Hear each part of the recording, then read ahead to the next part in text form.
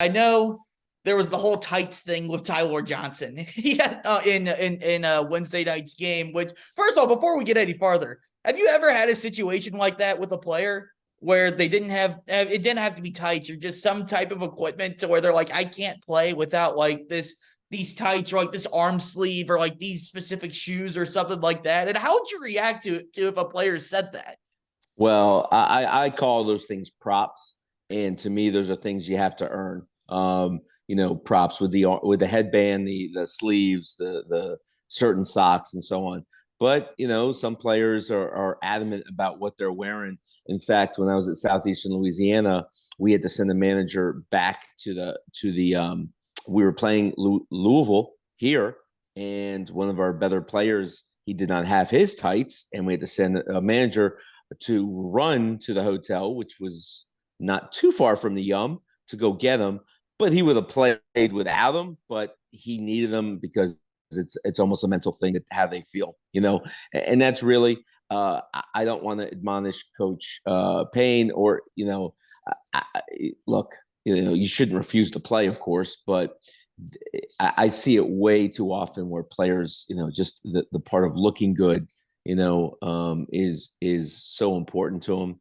If you've ever seen a feature on Jerry Rice, he would talk about how immaculate he'd have to be. His everything had to be clean, everything had to be perfect, or it'd be tough for him to take the field. So, not to dance too far around that question. Yeah, you still got to go out there and play. Yeah, I mean it's first of all, I'm stunned Kenny Payne talked about it in the presser, which I Oh think yeah, yeah. I think that's more to do with kind of him feeling the pressure of where he's at right now because there's not. I don't think so. I just think that's. I don't think it's a pressure thing. I think he is. If you've noticed, I don't think when he goes up there, there's a filter. I think he's going to say exactly what he thinks. I think if something happens, he's going to mention it. I just think that's the way he feels he needs to present his program, not realizing that that's going to be a huge topic for debate. Yeah, I think, which I don't know if you've seen the audio of it, but he's kind of chuckling as he's saying it to where, there's been other times like, just last week when he said that Woodson tricked him with the 2-3 zone, where I don't think he really realized what he was saying. I think this time he kind of knew like, okay, this is going to be a big thing, but like you get asked the question, why did Ty-Laur Johnson play 3 minutes in the first half? And there really isn't a tactical answer for why you would do that. It's like he wasn't in foul trouble. He didn't really do anything. He wasn't missing a bunch of defensive assignments or anything like that. Like they gave him the out to say it in the question. I'm not sure who asked the question, but the question goes, did he miss defensive assignments or something? And that's why you took him out. He had to reset. So he had that opportunity to take that out. But honestly, as much as I've especially been critical of Kenny Payne in press conferences, I kind of do enjoy the freshness of him just being honest and saying what happened. It raises other questions about, kind of how that happens and what happens there. But I do think I'll put it this way. It's the only explanation he could have given, even it being very Louisville basketball in terms of nothing goes normal or smoothly over there the last few years. Mm-hmm. But it's the only answer he could have given that I feel like people wouldn't have gotten completely angry at him over. And that was simply to tell the truth at that point. So I don't know whether it's credit or what it is. I do like that he told the truth and it gave us, 3 minutes of discussing on this. But I do want to say this about Ty-Laur Johnson. We've seen it consistently now over the course of the last 5 games, especially, to where he comes in and really, all season, honestly. We talked about this in the exhibition games, to where he comes in and Louisville runs. You talk about identity crisis and all these things. Louisville seems to know what they want to do when Ty-Laur Johnson's on the court.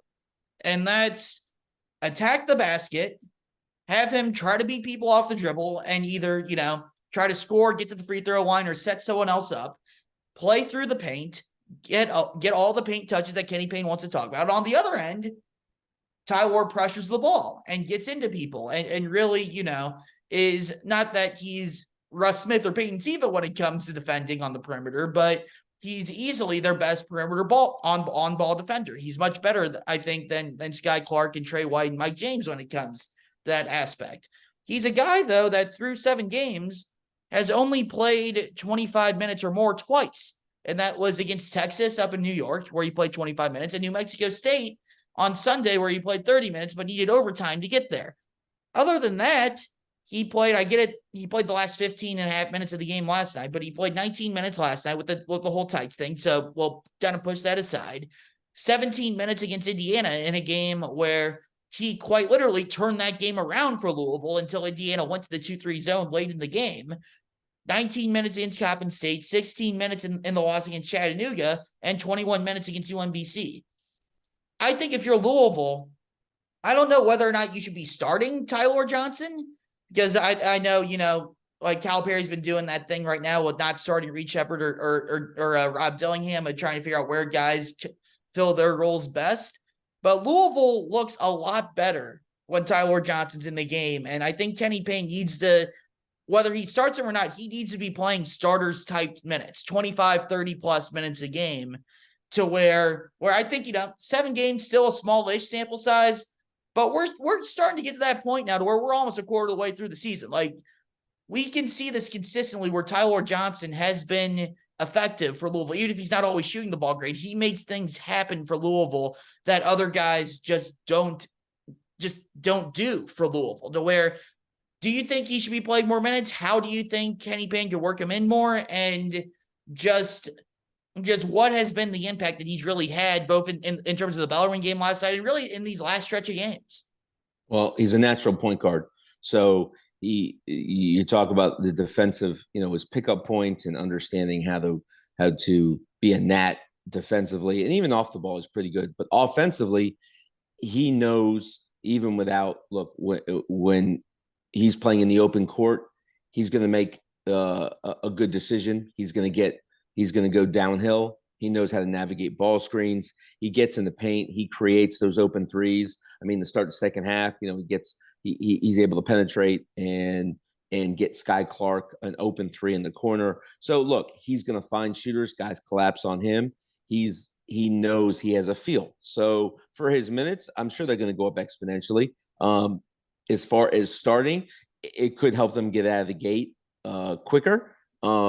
This team could go smaller, and that might be more effective for them, where they're playing maybe one big, and they have it's whether it's Trey, Mike James.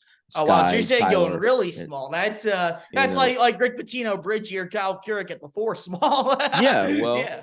I mean, if you're not going to get the production out of some of those guys anyway, and look, I think an overhaul, even defensively, I think this team could be a lot better if they really extend their pressure. They haven't been very good in the half court, so why not extend it in pressure and have quicker defenders out there regardless. But as far as Ty-Laur, I see his minutes are going to go up. He's going to play more because he's going to help them win. And you have to have people on the floor. He is a quintessential point. So by not having a quarterback on the floor, really it kind of erases some of the things that you do as having to overcoach and worry about sets and so on. He can just break a play and make a play. So he's the type of guy you need to have on the floor for sure. Yeah, and I think he's looking at the Bellarmine game on Wednesday night. I mean, it's pretty clear. He plays 3 minutes in the first half. Louisville doesn't draw a foul on Bellarmine until the 124 mark in the first half. And Louisville doesn't attempt a free throw in the first 20 minutes. He comes in and they shoot 22 free throws in the second half. I get it, like 5 or 6 of them were garbage time, just Bellarmine trying to foul late in the game to extend the game out. But you were still shooting 16, 17 free throws in the first 16, 17 minutes of the half, like a free throw a minute. That's pretty damn good. Yeah. And that's where Louisville's been at their best offensively, is attacking and getting to the free throw line and really, getting free and easy points. That's how they've made their offense go. And they do that their best when Ty-Laur Johnson's in the game. And as far as the slow starts go, I think that would help immensely if he were to start. All right. I hadn't really thought about them going that small with Mike James or Trey White at the 4, especially when you face, I think back to the Indiana game where they really punished both of those guys with Malik Renew late in that game off of switches, to where if you're playing a bigger team like a Duke or a Carolina, I'm not sure you can do that. But you're playing, DePaul or Pepperdine or Arkansas State or, some of these other teams, I think that's definitely something that could work. And obviously, if you do that, you got to, the bigger teams got to defend you on the other end as well, which Well, that's the Louisville would thing, have to take advantage right? of. And then you just have to have some grit defensively. You have to have that regardless of who's in. But then there's the challenge of, okay, we have to guard these guys, and that makes it where you have to extend and bring your bigs out to guard some of those other guys. So yeah, there's always pluses and minuses. I'm always, okay, how can we attack this team? What's our best way to attack them and put them to compromise them defensively as well?